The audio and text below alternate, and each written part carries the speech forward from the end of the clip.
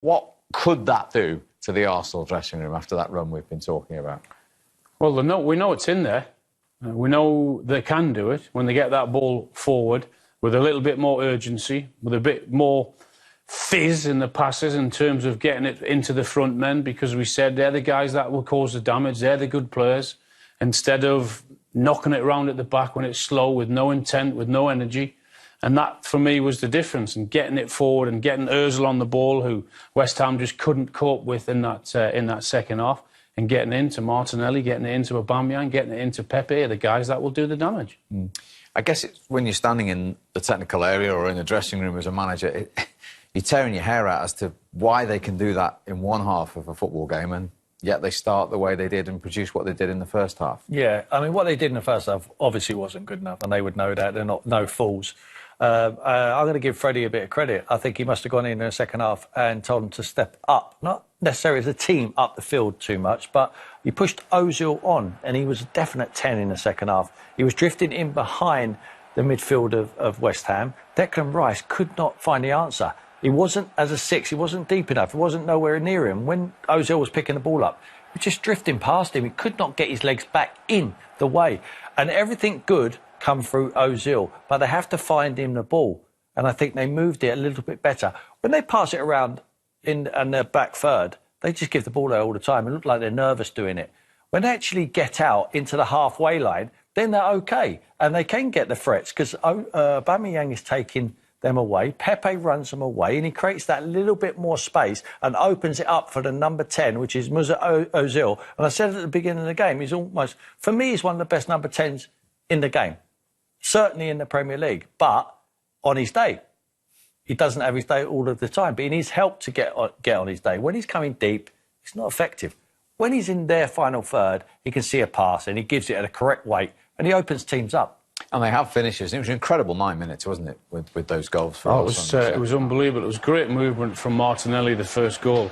What he does is just comes in there, which creates the space down the left-hand side. He knows where he wants to be, where he can do the damage, in and around that 6-yard box, second 6-yard box, and his goal-scoring record when he gets into the team is excellent. That's 8 in all comps, Alan. Yeah, and that's the movement I was on about there. He just comes inside there, which leaves that space to run in down that line and whip the ball in, get him into the box where he does the damage, and it was a wonderful finish and a well-worked goal from Arsenal. They moved the ball quicker, they got the ball into the final third quicker, and they got the reward.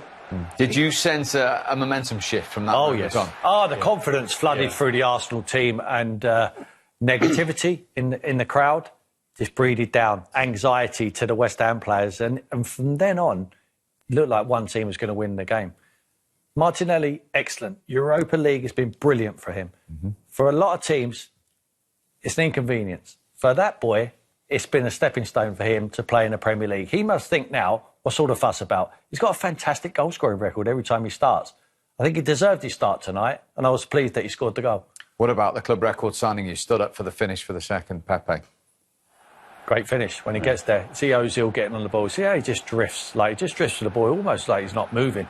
Correct weight, right side. Do not let him inside. Masuaku sticks his hands behind his back. You'll see it in a replay. As soon as he sticks his hands behind his back, he loses balance, can't get anywhere near him. You don't want him to cut inside you. Watch him. The arms behind his back. Oh, OK, I'll take that little split second, what you're doing, making that ridiculous action of putting your hands behind your ball, and I'm going to come on my good side, and I'm going to whip it past your goalkeeper into the top corner.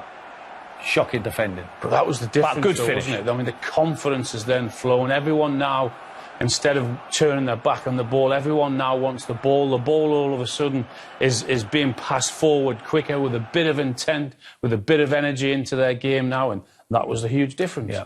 Where would Arsenal be without Aubameyang's 11 league goals this season? It is unbelievable. I mean, he is a top goal scorer. He must be going mad in that team. I know he's still getting goals, but he must be so frustrated. Very good movement from him in the first place. In, behind, again, very difficult to pick up. West Ham are stood with their arms in the air, the back four. He's not offside at all. There's his first movement there to go in behind. Gets it, little flick. watch him go again. He's moving, he's always on the move, and West Ham can't pick him up. Trying to play offside, he's not offside, it's a wonderful finish. The problem Arsenal have got with him now is he's got 18 months left on his contract. They're going to have to make a decision on him, because if he's not going to sign that contract, they would have to sell him in the summer. I think it's a great club for him. I think he wants to sign, but he's going to watch very, very carefully what happens between now and the appointment of the new manager. Someone he's happy with, and they convince him they're going to move into the transfer market and get better players to the football club. I think he stays. I think it's a great club for him. You would like to think Arsenal as a club have learned their lessons over the years about losing. You would hope so. Players for nothing. Yeah, but their recruitment needs to be better, Steve, because he's seen a few transfer windows of Aubameyang, and he's seen poor players coming into the club. And it's obvious to everyone to see, defensively they're not good enough, but the powers that be are doing nothing about it. And the managers who are coming into the football club feel like it's not really an area they need to strengthen. If they strengthen that, they get better midfield players. Listen, you're absolutely right, spot on. And they're 1 point behind Tottenham. 1 point, 2 points behind Manchester United. And how bad have Arsenal been this season? I mean, we're right to criticise them. They have been bad. But it just shows you how bad everyone else has been. Well, Tottenham have only been good in the last 3 or 4 games, haven't they? Yeah. And Manchester United have turned a corner. Yeah. Talking of Aubameyang, we can get his thoughts now alongside Mesut Ozil.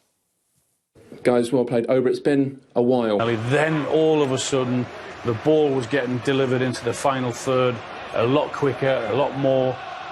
Then the danger men, Aubameyang, Martinelli, Pepe, could go and do their stuff, and much better from Arsenal in that second half. It makes you wonder why they haven't done it on Thursday, and they didn't do it in the first half. Much better from Arsenal. What of West Ham in the second half, Tim? Well, them Arsenal fans are pleased they never went home at half-time, because they must have been tempted. But they stayed around. That man in the picture there, Ozil, was the man of the match for me. Orchestrated everything in the second half. He had double the amount of passes in the second half that he did in the first half. West Ham were absolutely disgusting in that second period. As soon as Arsenal scored that Martinelli goal, they folded like a pack of cards. It was a capitulation of really, really extreme. I'm not sure as a manager how you can answer. You need to answer questions to your board of directors when your team fold like that. That is not good enough. They're on such a disgusting run at the moment. They win at Chelsea, probably saves his job. That's a good performance and a good win. But their performances in 2 derbies here against Tottenham, biggest game of the season, and Arsenal are horrendous. I cannot find a worse word for it than that. It's just not good enough, and they have to do something about it. Them fans demand more than that, and they're not getting it. It is really bad, Steve. And those West Ham fans that had stayed at the end, you heard them booing for Arsenal. It's the first time in 8 years they've been behind at half-time in an away game in the Premier League and gone on to win it. Pepe has his smile, he has his goal.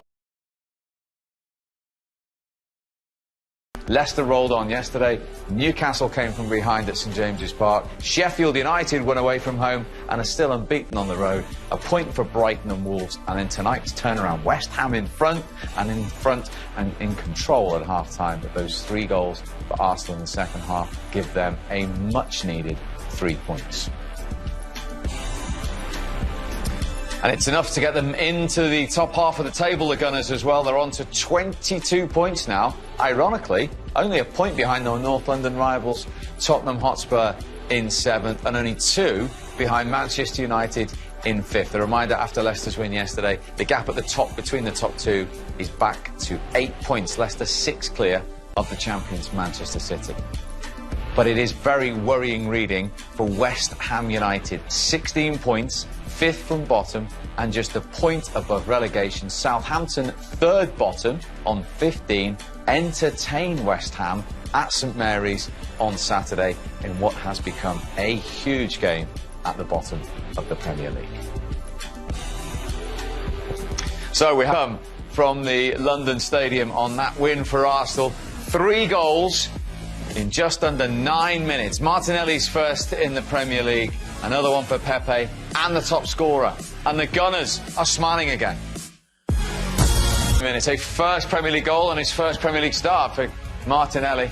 A stunner from Pepe, who then turned provider for the 11th league goal of the season for Pierre-Emerick Aubameyang for a stunning second half turnaround for Arsenal. And only Jamie Vardy has got more Premier League